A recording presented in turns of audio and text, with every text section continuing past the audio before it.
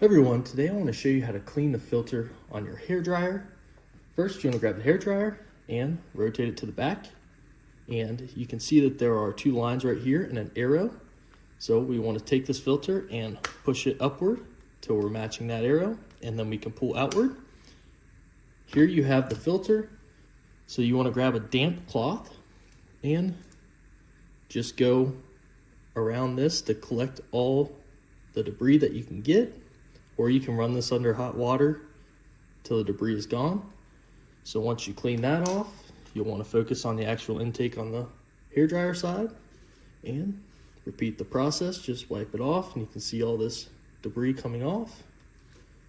So once it's clean, you want to grab the back plate and you want to find that line right here and align the arrow and the line together, and then pull downward. You'll hear it snap in, and right there, you're good to go. Thought this video was useful? Please leave a thumbs up. Thank you.